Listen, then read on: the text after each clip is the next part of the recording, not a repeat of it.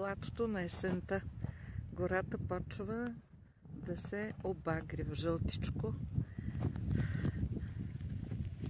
Със всеки измина ден ще става с едни красиви есенни цветове.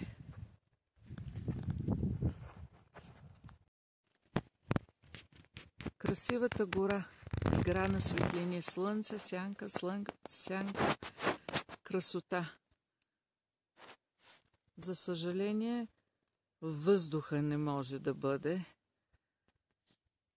по никакъв начин регистриран чрез камерата. Само човек трябва да го вдиша, за да разбере за какво качество на въздуха става дума.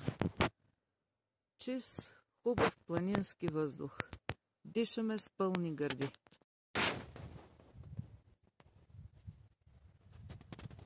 Чувате ли вятъра? Разклаща дърветата и гората шуми.